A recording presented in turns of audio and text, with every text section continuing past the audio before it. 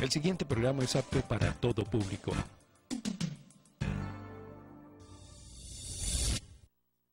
Canal Universitario presenta.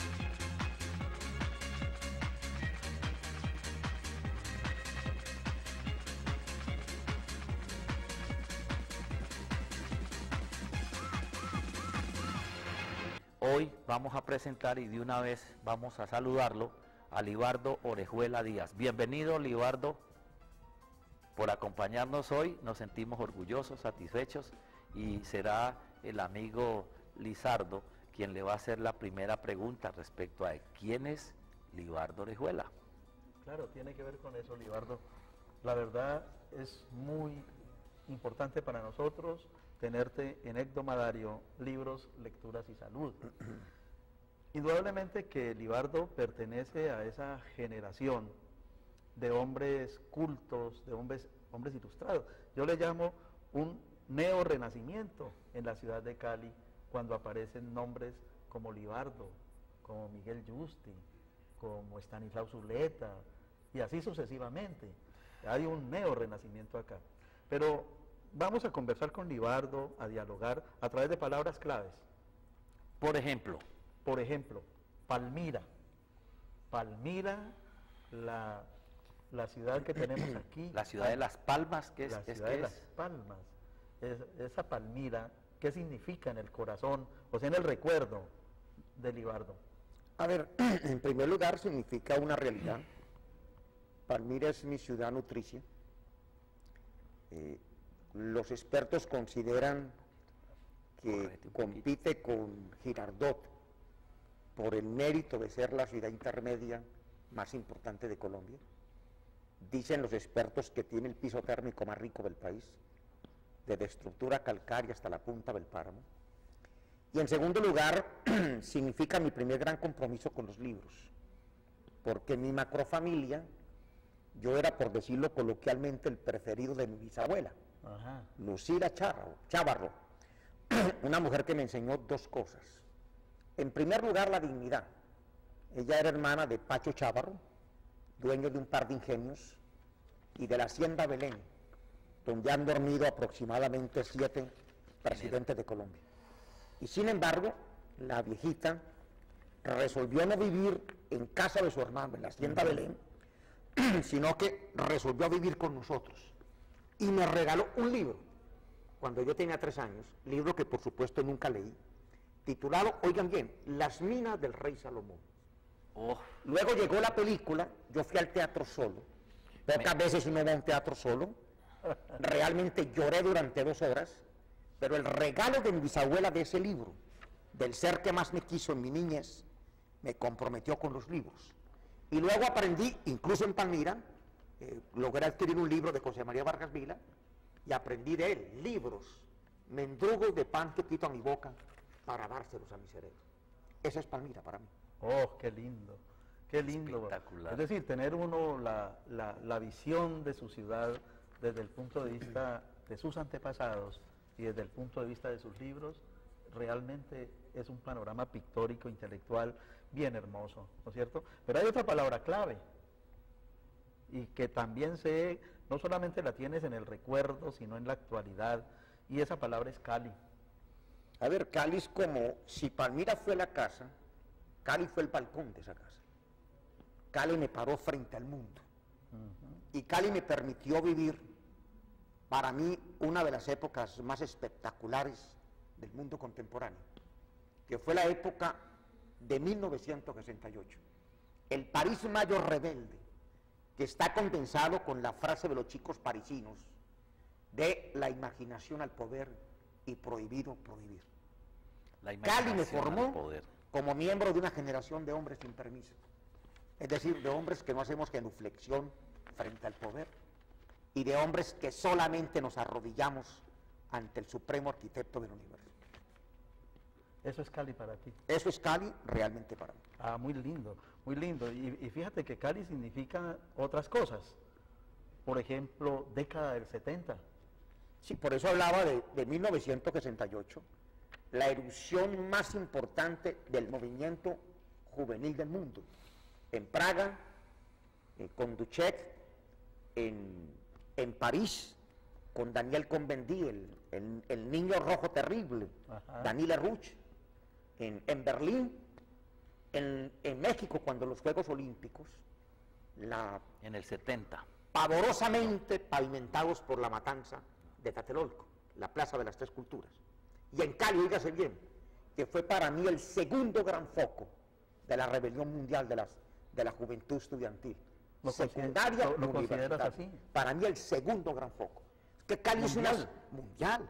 Cali es una ciudad que atraviesa el mundo.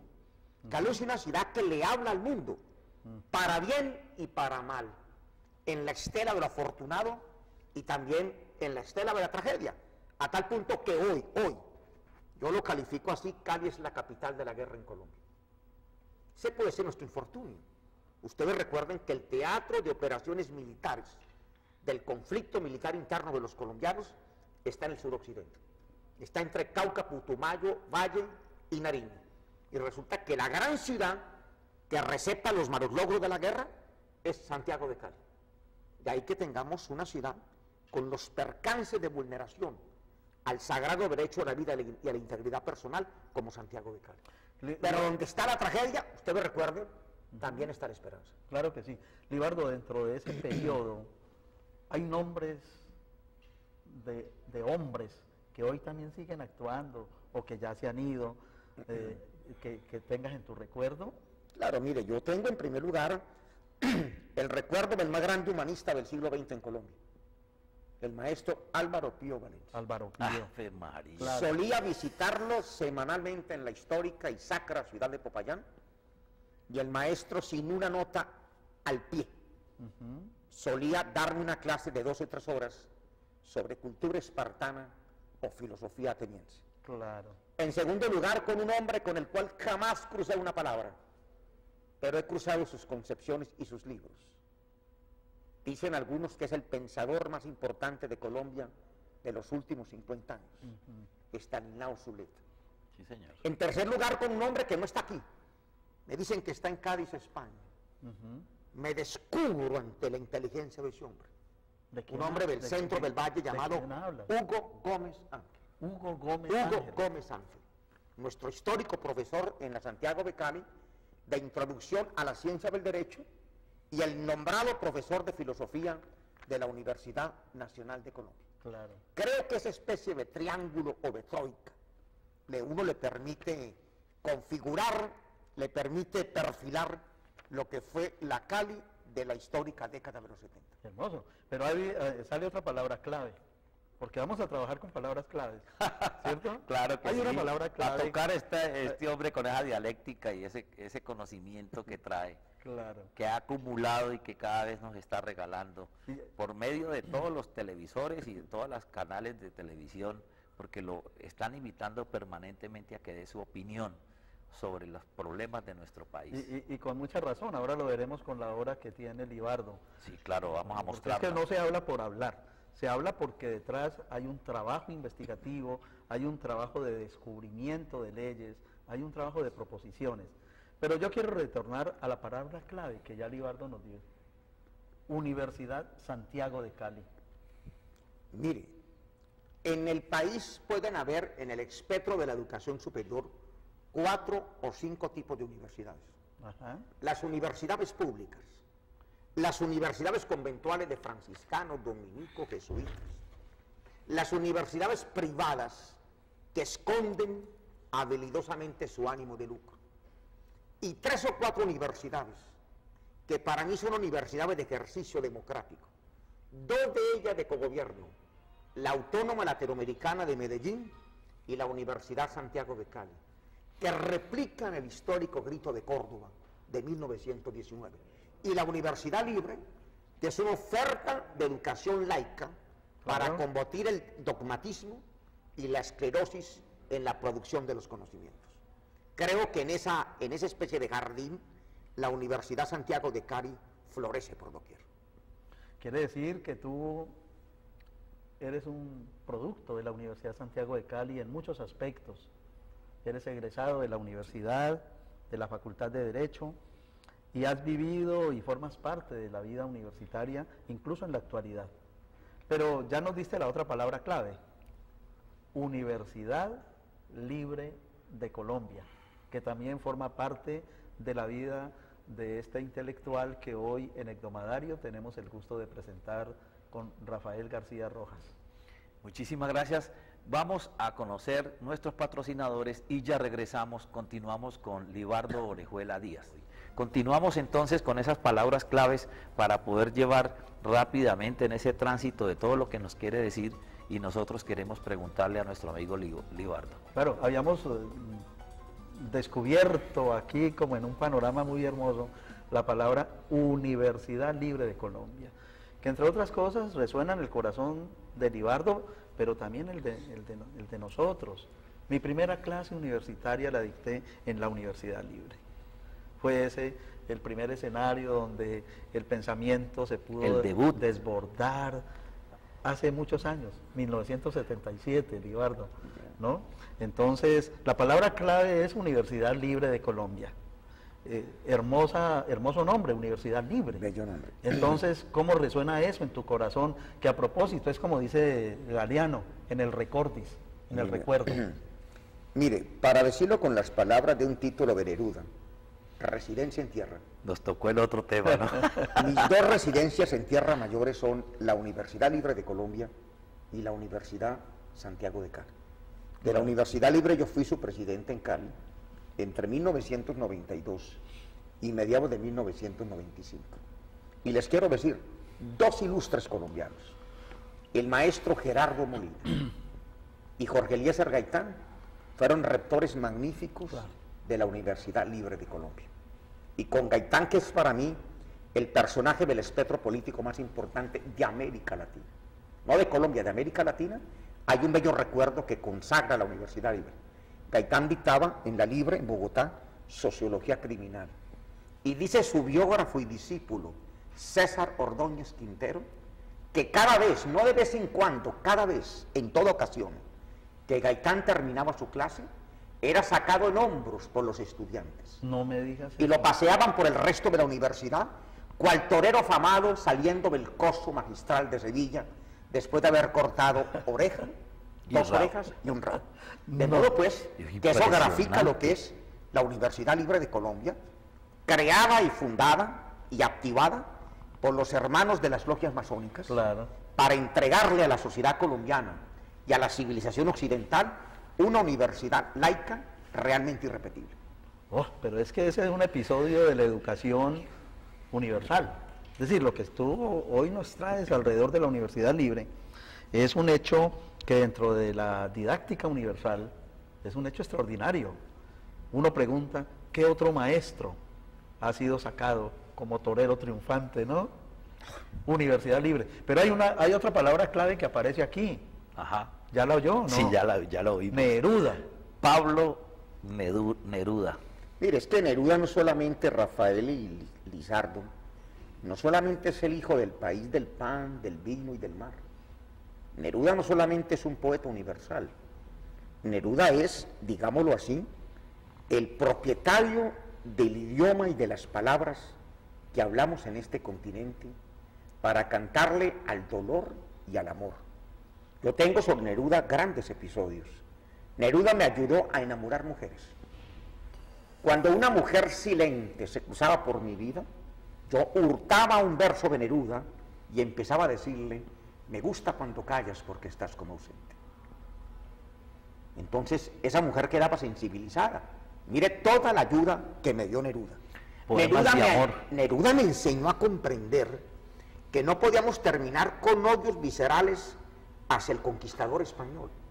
Porque en Confieso que he vivido, el gran poeta universal nos recordó, los invasores torvos nos lo quitaron todo, la tierra, el oro y las mujeres, pero también nos lo dejaron todo, nos dejaron las palabras. Nos dejaron el idioma, Nos dejaron las el idioma. palabras. Ya, Sí. y les quiero contar que yo fui a Santiago de Chile en el año de 1997 y visité, sobre todo visité, una de las 3 casas de Neruda, que fue la casa de la Isla Negra, más o menos a 2 horas de Santiago. Y me pasó un incidente irrepetible en mi vida en la casa de la Isla Negra, y es que yo fustigué cómo era posible que el chafarote, dueño de la caravana de la muerte en Chile, Augusto Pinochet, Sí, señor. hubiera matado a ese poeta mayor. Y entonces unos pinochetistas que estaban en la casa de la Isla Negra me insultaron. Y comenzó un gran debate verbal. Y cuando ellos se retiraron, las guías de la casa me dijeron, ¿cómo es posible que un no chileno, un colombiano, así sea latinoamericano, sea el que tenga que salir en defensa del poeta Neruda, nuestro poeta, frente a unos chilenos que son pinochetistas? ¿Cómo pagar semejante osadía? Y como yo soy colombiano, dije, hay una moneda para pagar semejante osadía. Y me dijeron, ¿cuál? Y yo señalé la cama de Neruda. Dije, me quiero acostar en la cama del poeta. A la Isla Negra no se puede meter ni siquiera una cámara fotográfica. Ni siquiera se puede plaquear. Entonces la niña se asombró, causó estupor. Y definitivamente, como yo soy colombiano, logré persuadirla que yo me recostaba en la cama 5 segundos y me levantaba de ella. La gran verdad les quiero decir que cuando ella accedió, yo comencé a contar el tiempo y a procurar que no fueran 5 segundos, sino 10, 15, 20, hasta que pasara el minuto. Y yo lo sentí para decirlo con las palabras de Goethe, que ese minuto fue un grito al alma en la historia de la conciencia universal. Eso me pasó en Chile, en el caso del poeta mayor Pablo Neruda. Ah, pero qué Isla bello, Negra. pero qué bello, ¿no? Sí, impresionante. Dime una cosa, volvamos a la posibilidad de encontrar esos poemas que convocan al amor y frente a los cuales una mujer por lo menos queda ladeadita. ¿Qué otro verso has dedicado a esas mujeres preciosas que Poemas pasan por de ahí? amor. De Neruda. Desde el farewell, por decirlo así, Ajá. hasta el tango del viudo. Pero es que en Neruda, mira, tú empezaste con un inicial preliminar que me recordó a Neruda, sobre la risa. Cuando el poeta le dice a su amiga y a su amada, quítame el pan si quieres, quítame el aire, pero no me quites tu risa. O cuando el poeta le dice a la otra, te recuerdo como eras en el último tonus. Eras la boina gris y el corazón en calma. Ah, bello. ¿Eh? Aquí lo hemos dicho varias veces porque lo encontramos precisamente allí, que dice la curva más elegante, más apropiada de la mujer es la que genera una sonrisa. Una mujer, por bella que sea, que no sonría, se sigue quedando fea, porque no es la estética solamente, sino lo que va por dentro, la conciencia, la espiritualidad, su energía, y ella se demuestra con una sonrisa. Me encanta que lo hayas dicho. Mire, No, con Neruda podríamos mire, estar por si favor. Benedetti dijo Claro, que claro. los ojos eran los faros de la justificación, uno puede decir que la sonrisa es el rostro del alma de los seres humanos. Claro, claro. que sí. Claro. Bueno, pero uno dice Neruda y lógicamente, inmediatamente uno corre a un encuentro en el Pen Club. Neruda, García Lorca. Yo sé que ese encuentro se ha prolongado en tu vida, Libardo. O sea, la palabra clave es Federico. Federico García Lorca. Mire, Lorca me seduce, Rafa y Lizardo, por 2 grandes escenarios. El primero es para mí el más musical de los poetas europeos. Todo en la poesía de Lorca es música, y es el más tierno de los poetas europeos. Huye luna, luna, luna. Si viniesen los gitanos harían con tu corazón collares y anillos blancos. Pero en segundo escenario, Neruda sale en defensa del pueblo más lacerado de la tierra, que no ha sido ni el pueblo palestino con todo lo que eso significa, ni el pueblo judío con su holocausto. El pueblo más lacerado de la tierra es el pueblo gitano. No me digas. Y Neruda, claro, es que la gente habla del holocausto de Hitler, que mató 5.600.000 judíos, y los historiadores olvidan que Adolfo Hitler, ese austriaco con bigote ridículo, mató 900.000 gitanos. eliminó el 90% de la población gitana. Y Lorca, en su romancero gitano, recuerden cómo le cantó a ese pueblo martirizado: soledad de mis pesares, caballo que se desboca, y se lo traga la mar y se lo tragan las olas. Esa es la pluma de Lorca. Claro. Yo fui al sitio de Lorca en Granada, y como yo soy medio teatral, me arrodillé y besé la tierra. Era mi contacto con el más bello y musical de los poetas europeos. Muerto a traición por la espalda, por un miembro de la Guardia Civil en Biznar, cerca de Granada. Y oiga bien, Rafa y Lizardo, pasaron los años. Y Rafael Alberti, hermano menor de Lorca, el otro gran poeta, encontró al asesino del pasado y le hizo una histórica entrevista. Y quedó muy conmovido, porque el asesino del pasado terminó diciendo que todas las noches se despierta escuchando cómo después del disparo el poeta cayó lentamente y gritó 3 veces: estoy vivo, estoy vivo, estoy vivo. Y sigue vivo. Y sigue vivo entre nosotros, claro, porque los hombres no mueren cuando están en el corazón de los demás. Pero claro, no, es muy emocionante. Extraordinario. Hemos tenido en este programa este acompañamiento que nos deja unos conocimientos, unas historias que desconocíamos plenamente. Muchísimas gracias, Libardo. Y de verdad que, hablando de esas palabras que te llevan a traernos todas estas historias, por ejemplo la de García Lorca en este momento, de que estoy vivo, estoy vivo, estoy vivo, creo que se creó una generación a través de ese epitafio, digamos, lo que lo escribió él y lo habló, lo dijo, en el mundo que tenemos hoy. El positivismo de los enfermos hacia ese dolor o esa posibilidad de cambiar de estado, de que ya se va a morir.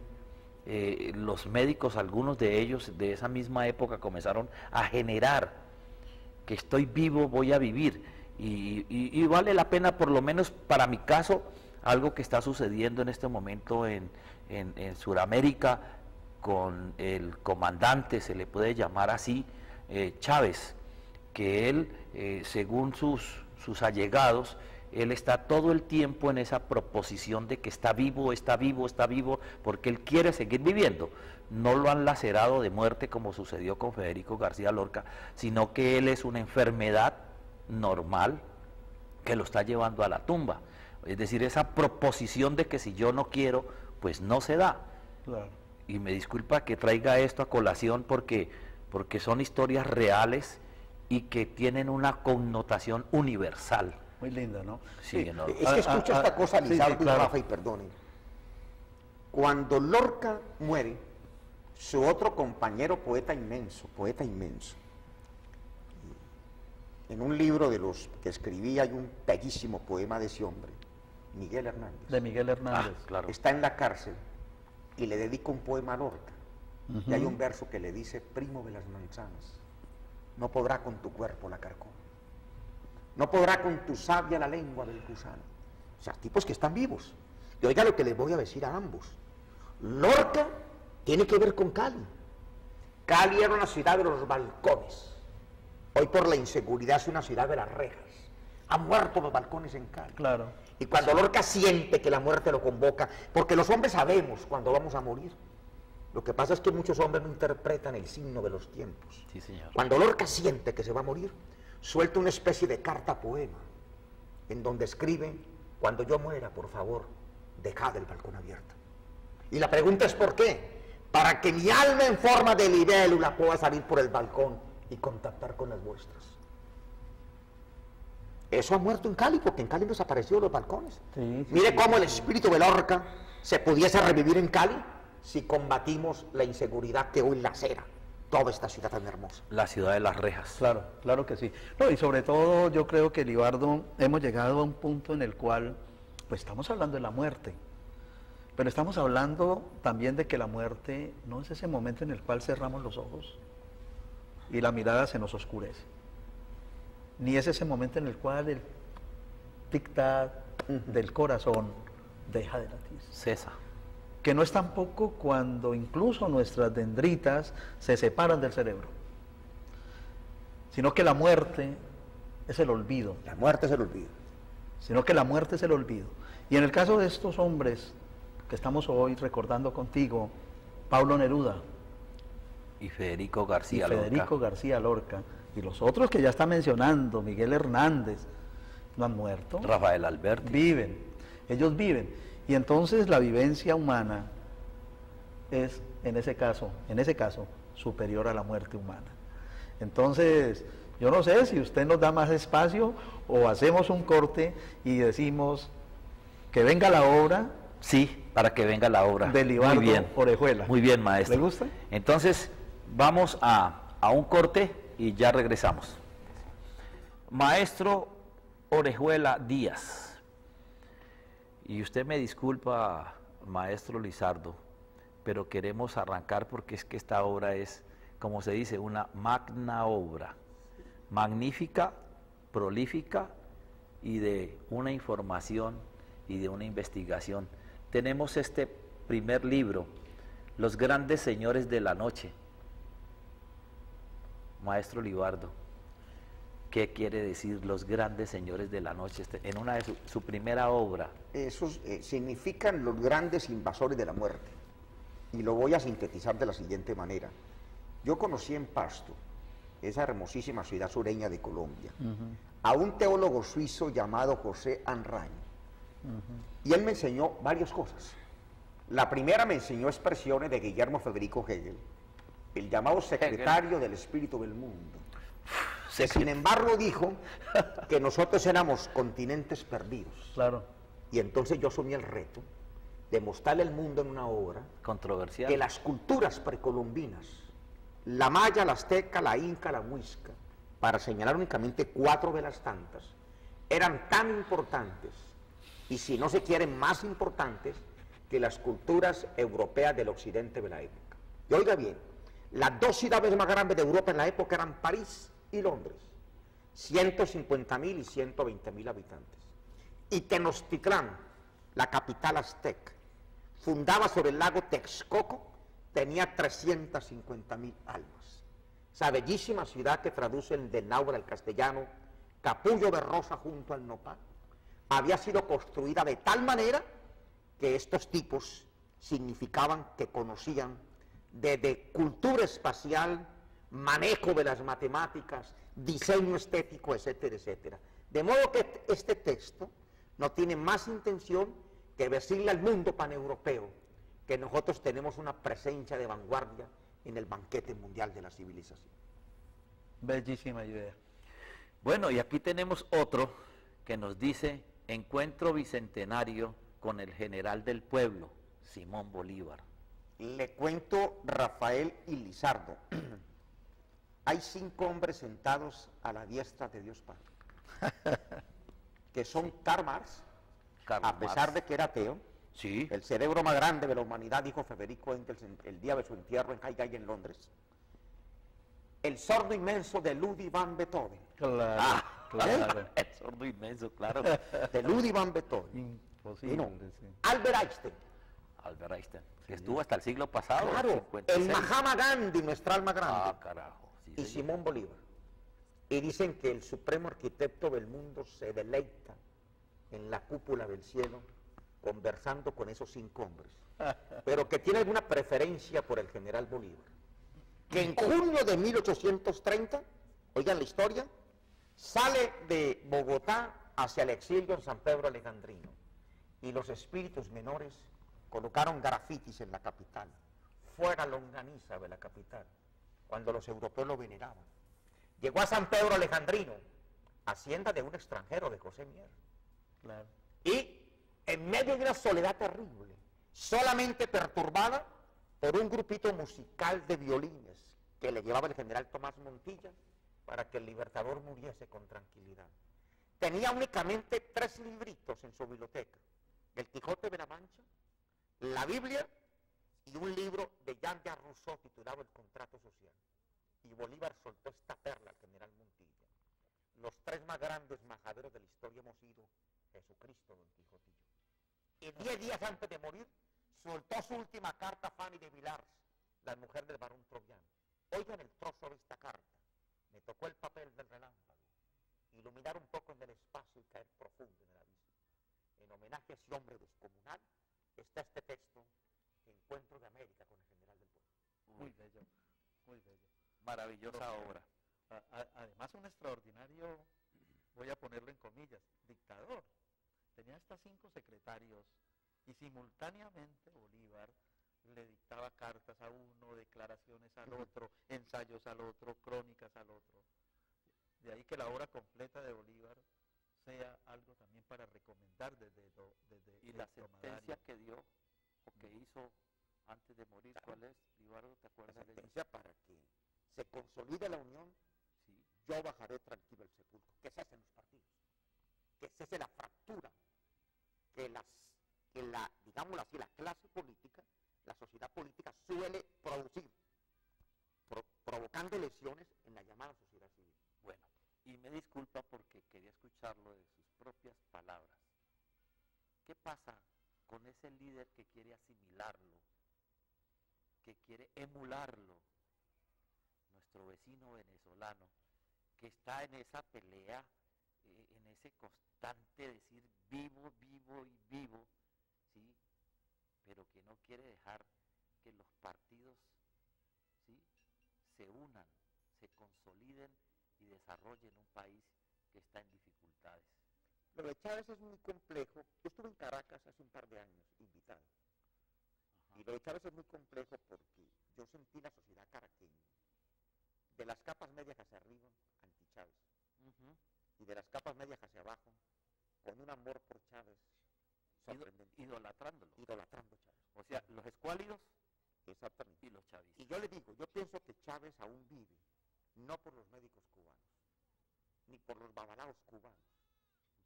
Yo pienso que Chávez aún vive por esa especie de cadena mundial de oración que se ha montado en el mundo y sobre todo por el espíritu del general Bolívar. Él está contactado. Es una cosa sorprendente. Mire, Chávez va a ser el mejor objeto de conocimiento de los expertos en psicopatología que de los expertos en política. Por Pues supuesto. ese ya es otro tema que Sí. podríamos dejar para más adelante. claro, porque porque viene una nueva obra. Esta obra Y- es y- y es la espectacular también. tercera Es que no hay obra. cómo distinguir cuál es la mejor. Y es la tercera obra producida por Libardo, el maestro universitario. La tenemos aquí, senadores, candidatos y electores. Esta obra es la concreción, la primera concreción de estudio de maestría que yo hice en la Universidad Javeriana en la rama de la ciencia política y del comportamiento electoral. Esa obra es una indagación del comportamiento electoral en una coyuntura electoral específica. Con Libardo Orejuela Díaz, Alberto Ramos Gárviras, actual secretario general de la Gobernación del Valle del Cauca, y Harold Bastidas Loaiza. Un historiador de la Universidad del Valle, A 3 manos. que hoy pernota en Palmira y que parece que tiene transitorias problemas de salud. Bueno, muy bien. Ojalá. Pero hay más libros, porque la obra no completa, sino la obra selecta que hoy estamos presentando de Libardo, es una obra muy, muy grande. 14 títulos tenemos aquí. Por lo tanto, vamos con el otro. Las vueltas del presidente. O sea, las vueltas que da el presidente. ¿Sí? Este fue un Con libro, unos coautores muy interesantes. Me gustaría que mencionáramos. Otra vez Alberto Ramos Gárviras, Héctor Alonso Moreno Parra, ¿Quién ha estado aquí en el programa, Córdoba, no? claro, Héctor Alonso, sí. Antonio Córdoba Gómez, Hermes Gómez Pineda y Manuel José Bolívar. ¿Cómo es eso de ¿Cuáles las son vueltas las- del presidente? mire, esta es una reseña electoral Ujú. de todos los presidentes en la historia de Colombia. Este libro se convirtió casi en libro de cabecera hace algunos años del Consejo Nacional Electoral, Ajá. porque es el primer esfuerzo académico que se hizo en Colombia para hacer una radiografía de la jornada electoral con que los ciudadanos de este país elegimos presidentes. Algunos con votos censatarios reducidos y luego con votos de sufragio universal. ¿O es un manual? ¿Es un manual entonces? Pues De- lo han de- tomado de trabajo electoral. Muy bien. para hacerlo. Amigas y amigos, estamos con este historiador, maestro universitario, prolífico escritor, constitucionalista, pero vamos a hacer una pausa y ya regresamos. para continuar con su obra.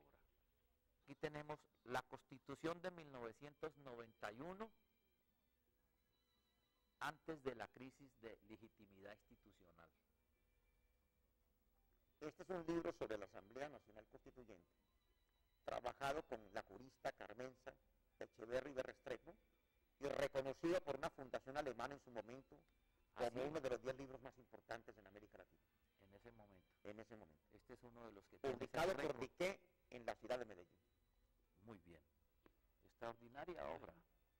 Aquí tenemos narcotráfico y extradición.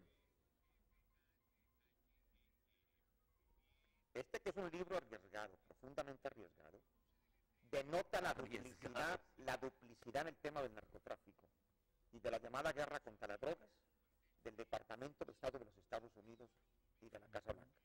Es la otra versión de un problema que no se ha querido mostrar como debe ser mostrado a los ojos del mundo. Telaraña del silencio y la mentira. Diccionario de la paz y del conflicto. Bueno, yo aproveché porque yo fui durante casi 6 meses asesor externo de la Oficina de la Alta Comisión de Paz de la Presidencia de la República durante el gobierno de Ernesto Samper. Y me pareció importante categorizar y conceptualizar los temas, los procedimientos y, digámoslo así, los pactos más importantes en materia de paz para finalizar los conflictos. Para finalizar los conflictos. ¿Me permite? Sí, claro, bien pueda. Además quería decir que con ese libro yo tengo un acercamiento muy grande, porque pude participar como editor de ese libro. Bohemia, su casa editorial. Pero está también un tema que es muy importante. Derechos humanos, la tragedia desde una lectura amable. Libardo. Permíteme, Lizardo, este texto que para mí es una de mis hijas mayores, ¿ya?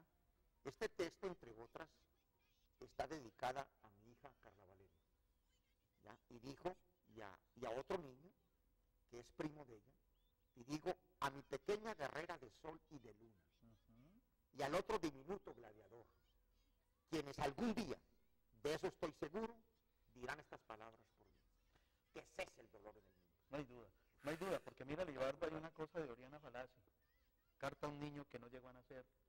Todo lo que hoy hacemos, dice Oriana, todo lo que hoy hagamos, tiene que estar en función de los que vienen detrás de nosotros. Los dados de la guerra, un libro que también quiero mucho, porque estuvo dentro de los 50 años de la Universidad de Santiago de Cali, un poco antes, Los dados de la guerra. Es el libro de la historia de la guerra en Colombia, desde la invasión española hasta los últimos próceres, entre comillas, Carlos Castaño y Salvatore Mancuso. Sigue, maestro. A ver, lista en mano, de las listas negras a la lista Clinton. Tenemos entonces este libro que nos... Ese libro fue reseñado en 2 páginas por el diario El Tiempo, en Bogotá. 2 páginas del diario El Tiempo. Ese libro fue presentado en la Feria Internacional del Libro en Bogotá. Ese libro es una disección de la lista Clinton, que producida en los Estados Unidos se aplica para mí en Colombia violando la Carta Constitucional nuestra. Y está prologado por un caleño raizal, Mario Arbeláez, un nadaísta de nuestra época. Con J. Mario, que algún día estará también aquí con nosotros, lógicamente. Pero hay un hombre extraordinario. Hay un hombre en Latinoamérica, ligado a la política y al pensamiento jurídico, Gaitán. Les voy a contar por sobre la rebelión de los olvidados. Les voy a contar sobre esto una anécdota que hay que contarla aquí. Si no me sentiría mal saliendo de este programa. Un 9 de abril, como todos los 9 de abril, yo le organizé un homenaje a Gaitán. Ese lo organicé en Palmira. El homenaje era a las 7 de la noche y a las 4 pusimos discurso de Gaitán que retumbaba en toda la manzana. Sí, con altavoces. Con altavoces. Venía un cochero, porque Palmira es una ciudad que tiene coches como Cartagena de Indias. Victorias que le llamamos y que, perdóneme lo digo, lástima que las han querido eliminar, si eso es algo maravilloso. Y oiga lo que le en digo. París las tienen. Y el cochero En Roma. a las 2 cuadras, que venía en una arteria principal como la Sexta de Cali, comenzó a escuchar la voz de Gaitán. Y el tipo fue frenando el coche. Ahí sí, la piel habla.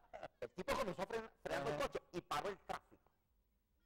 Y cuando el tipo estaba exactamente frente al lugar en que era el homenaje de Gaitán, frenó del todo el coche. Se levantó el cochero, un hombre de unos 80 años curtido por el sol. Se quitó el sombrero.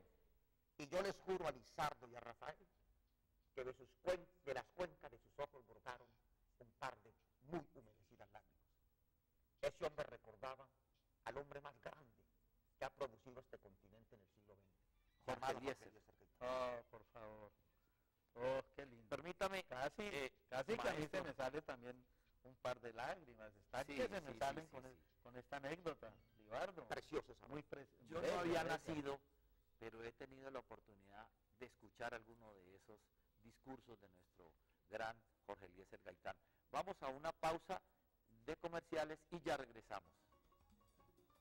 Y continuamos con la bella obra, interesante, con un conocimiento para todos. Ensayos sobre derecho y política. Ensayos sobre derecho y política. Ese Rafael tiende a probar que el derecho no genera poder o política, pero el poder o la política sí genera derecho. Y que los abogados tienen que aprender a eslabonar derecho y política, norma y poder, porque si no se pierden en los extravíos de los bosques. Oh, pero bueno, aparece aquí un coautor muy querido también, Extraordinario. Paco Rengifo. Apareció Hugo aquí en este libro, El imperialismo, orden mundial y derechos humanos. Es el libro de Libardo. Mire, es que la crisis, el colapso humanitario en esa materia, está producido por un orden mundial que está vigente. El orden del neoliberalismo, el orden del imperio escondido y, digámoslo así, el orden del capitalismo salvaje. Pero permítame únicamente leer la siguiente dedicatoria. A Carla Valeria, mi pequeño verso y amor infinito. Esa es mi hija. A Diana Fernanda, cuya inteligencia devela mi torre de Babel. A Alexandra Aroma, que penetra la ventana de mi corazón. A la exquisita niña, al bebé palestino, al anciano desplazado, a la resistencia hecha mujer, quienes se niegan a compartir la mesa de los expoliadores del planeta. Maestro, antes de presentar esa última obra, quisiera decirle, nuestros televidentes tienen una costumbre que a nosotros nos satisface que la tengan, y es que llaman a nuestro 315-569-1781 para felicitarnos, para consultarnos, para criticarnos. Eso también es muy valioso para nosotros, ayuda a construir este proyecto que hacemos con Lizardo Carvajal y que nos llena de alegría y satisfacción cuando tenemos personajes como tú. Quisiéramos preguntarte, ¿nos vas a obsequiar unos de estos libros para regalarle a los televidentes? Me tocaría conseguirlos porque créanme que traje un ejemplar, el único que tengo de cada libro. Sí, imposible de que se desaparezca. La gran verdad es esa. Claro, claro que sí. Incluso claro ando que viendo a ver quiénes tienen libros míos para comprarlos. ¿Cómo te parece? Para comprarlos. Sí, La gran sí, verdad sí, es esa. claro que sí. Algunos tienen 2 ediciones, están agotados, absolutamente agotados. Extraordinario. Claro que sí. De todas maneras es muy interesante. Entonces, vamos a presentar con 2 coautores. Nuevamente el bugueño, Joaquín María Rengifo Libreros, Conocido como Paco Rengifo. conocido como Paco Rengifo, que a propósito, estaba yo en la Santiago, en una sentado, recibiendo la brisa, cuando de pronto escucho 2 estudiantes. ¿Con quién tienes clase? Con Paco Rengifo. Y ellos se expresan diciendo, ¿qué hombre ese para saber? Esa fue la expresión, yo se lo dije a Paco, ¿no? Y un hombre también que siempre camina con esa paciencia, con esa sabiduría también, y a quien estimamos muchísimo, Hernán Cuartas Mosquera. El libro, El Tribunal de los Pueblos con modalidad sustitutiva de justicia. Este libro denota, y es lo importante, que la Corte Penal Internacional no es un tribunal universal, porque no está reconocida ni por Estados Unidos, ni por Rusia, ni por India, ni por China, ni por la comunidad islámica. Y que por lo tanto, para juzgar crímenes de guerra de lesa humanidad, vamos a tener que, recordando el tribunal Russell, de Bertrand Russell y Jean-Paul Sartre, montar tribunales morales de los pueblos. Extraordinaria idea. La verdadera justicia. No hay Extraordinaria. mayor condena que esa, la condena de la conciencia universal. Extraordinaria. Lo que le llamábamos y todavía se llama la picota pública. Amigas y amigos, para nosotros es de gran satisfacción habernos acompañado en esta oportunidad de Libardo Orejuela Díaz. Muchísimas gracias, Libardo, por ese acompañamiento, por toda esa sabiduría, por esa biblioteca que tienes allí y que hay miles de libros, creo yo, ya reciclados y que les has sacado el mejor material de cada uno de ellos. Muchísimas A gracias. ustedes por su generosidad, y la invitación a los televidentes es que habiten el mundo del lenguaje y que sueñen, que como diría el poeta alemán, hay que soñar para hacer realidad la fantasía. Amigas y amigos, compañero Lizardo, muchas gracias por acompañarnos.